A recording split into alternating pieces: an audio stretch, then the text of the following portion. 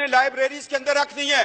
جناب deputy speaker سر، اگر اس Quaid Azam university کا جو شعبہ فزکس ہے اس کا نام چینج نہ کیا گیا، میں ہر روز یہاں احتجاج بھی کروں گا۔ اور دوسری سب سے بڑی بات جو قرارداد میں لے کے آنا چاہ رہا ہوں، میں یہ چاہ رہا ہوں کہ افواج پاکستان کے اندر قادیانیوں کی بھرتی پر پابندی لگائی جائے، ایم ڈیوں کی بھرتی پر پابندی لگائی جائے، لوری گروپ کی پابندی لگائی جائے، اس لیے کہ ان کے دین میں، ان کے جھوٹے مذہب کے اندر جہاد فی سبیل اللہ کا کانسیپٹ نہیں ہے۔ اور کتنا ظلم ہوا کہ جب 1971 کی ہم جنگ لڑ رہے ہیں، 10 corps commander general Abdul Ali Qadiani, اس کا بھائی قادیانی، اور میں تو حیران ہوں، چودھری ظفر اللہ ایئر فورس کا چیف، وہ قادیانی۔ کیا یہ لوگ جو ہمارے نبی کے ختم نبوت پر صلی اللہ علیہ وآلہ وسلم رقیق حملے کرتے ہیں، کیا اس کے نام پہ یہ بننے والے ملک سے وفادار ہوں گے؟ اتنی جرات سے کوئی بات نہیں کرے گا۔ جناب ڈپٹی سپیکر سر، آج وقت ہے، آج فیصلہ لے لو، ورنہ یہ زندگی بڑی مختصر ہے۔ ٹریلین ایئرز کا سفر قبر کے اندر ہے، عالم برزخ ہے، روز محشر ہے، شفاعت ہے، ایک طرف جنت ہے، ایک طرف دوزخ ہے۔ آج فیصلہ کر لو کہ نبی کے دشمنوں کو اس ملک کے اندر ہم اہم عہدوں پر نہیں دیکھنا چاہتے۔ آج گریڈ 22 کے لوگ کیوں نہیں آ کے آپ کو ایک حلف نامہ دیتے کہ ہم آقا علیہ السلام صلی اللہ علیہ وآلہ وسلم، ان کے نالین پاک پہ ہماری نسلیں قربان ہوں، ہم ان کی ختم نبوت پر ایمان رکھتے ہیں۔ یہ پاکستان ہے، یہ اسلامی جمہوریہ پاکستان ہے، یہ 22 کروڑ عوام کا ملک ہے۔ اس میں تمام مکتب فکر اس چیز پر اتفاق کرتے ہیں۔ میں 4 عدالتوں کے حوالے آپ کو دے رہا ہوں۔ 2 حوالہ جات جو ہے وہ پاکستان بننے سے پہلے کے ہیں، 2 حوالہ جات جو ہے وہ پاکستان کے بعد ہے۔ ایک سول جج ہے فاروقی صاحب، ایک بہاولپور کی عدالت میں سیشن جج کا فیصلہ ہے، ایک گرداسپور کی عدالت میں جج مسلمان نہیں ہے، وہ فیصلہ دے رہا ہے کہ یہ فرقہ مسلمانوں کا فرقہ نہیں ہے۔ اگر لڑکی مسلمان ہے، لڑکا قادیانی، لوہری، احمدی، یہ نکاح نہیں ہو سکتا۔ یہ 4 فیصلے ہیں۔ یہ تو ہمارے 74 کے آئین، کیا وہ لوگ تھے؟ لوگ مجھے کہتے ہیں، میں سیاست سے ہٹ کے بات کرتا ہوں، ذوالفقار علی بھٹو کو میں اس لیے شہید کہتا ہوں کہ اس نے ختم نبوت کا تحفظ کیا تھا، اس کو تختہ دار پہ چڑھنا پڑا۔ اور جناب اسپیکر، آج لوگوں کو تختہ دار چومنا پڑے گا۔ طارق اللہ صاحب، قائد اعظم یونیورسٹی والا، آپ قرارداد لے آئیں، اور افواج پاکستان میں قادیانیوں کی بھرتی پر پابندی پر میں قرارداد لے کے آؤں گا۔ میں اس پہ مناظرہ کرنے کے لیے تیار ہوں۔ جو شخص جہاد فی سبیل اللہ پر ایمان نہیں رکھتا، وہ ہماری پاک فوج کا حصہ نہیں ہو سکتا۔ یہ ایک مسلمہ حقیقت ہے۔ اگر آپ لوگ اس سے آنکھیں چرائیں گے، یہ دنیا میں بھی ذلت ہے، آخرت میں بھی ذلت ہے۔ اور جناب، میں حیران ہوں ہماری عدالتوں کے کردار پر۔ عطا اللہ شاہ بخاری رحمۃ اللہ تعالیٰ کو جسٹس منیر نے بلایا، مکالمہ ہو رہا ہے کس کے درمیان؟ ایک بخاری سید کے درمیان۔ اور جسٹس منیر کے فیصلے کو جس طرح اس نے 1953 کی رپورٹ کے اوپر ایک جو ختم نبوت کی تحریک چلی تھی، اس پہ وہ بطور لاہور ہائی کورٹ کے چیف جسٹس ایک رپورٹ لکھی، اور اقبال کا بیٹا جسٹس اقبال تڑپ اٹھا۔ جاوید اقبال نے کہا کہ کاش اس رپورٹ کو شائع نہ کیا جائے۔ میں یہ کہنا چاہتا ہوں کہ جسٹس منیر کی رپورٹ ایک دروازہ کھول رہی ہے قادیانیوں کے لیے۔ میں دکھ سے کہہ رہا ہوں، جہاں مولوی تمیز الدین کے خلاف جسٹس منیر نے فیصلہ دے کر ملک کو 2 لخت کیا، وہاں وہ شخص قادیانیوں کے حق میں فیصلہ دینے کو جا رہا تھا۔ شکر ہے اللہ کہ اس وقت ایمان افروز طاقتیں وہ طاقت میں تھی۔ یہ ہماری تاریخ کا ایک سیاہ باب ہے۔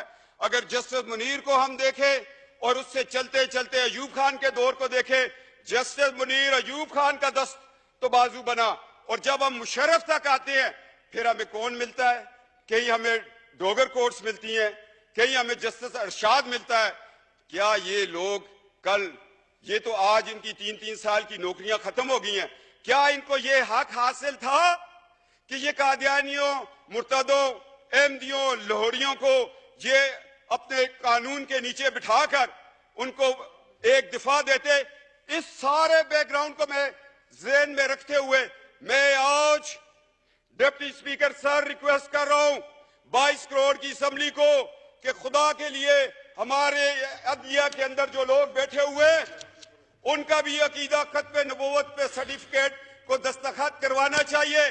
کیا کہ یہ ماضی میں یہ لوگ اس فرقے سے تعلق تو نہیں رکھتے تھے یا چھپ کے ہماری صفوں میں بیٹھ کے ہیں؟ کیا یہ قرآن اور سنت کے مطابق ہمارے فیصلے کریں گے؟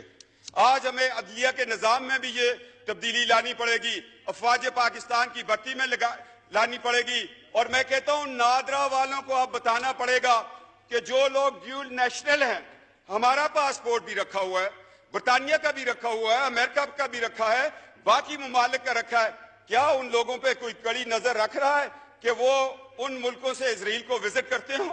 اور ہمارا ملک, ہم ایک ایٹمی پاکستان ہے, ہم نے ایٹامک انرجی کمیشن کو بچانا ہے, ان سازشوں سے بچانا ہے, لہذا تحفظ ختم نبوت کا قانون الیکشن کمیشن کو بھی بتانا پڑے گا, اور ہر پارٹی کو چاہیے کہ جب وہ ٹکٹ دے تو ساتھ ایک سرٹیفکیٹ اقرار نامہ وہاں پہ بھی لیا جائے کہ میں آقا علیہ السلام محبوب خدا نبی برحق پر, اس کی ختم نبوت پر یا خاتم النبیین پر میں ایمان رکھتا ہوں, پھر اس کو ٹکٹ دیا جائے, پھر یہ بات آگے چلے.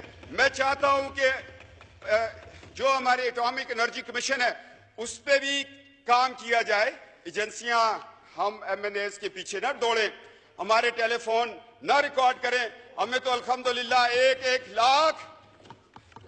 لاکھ لوگوں نے بیعت کر کے یہاں بھیجا ہوا ہے. ہمیں تو ایک لاکھ لوگوں کا اعتماد ہے, وہ خواہ کسی بھی پارٹی سے ہوں.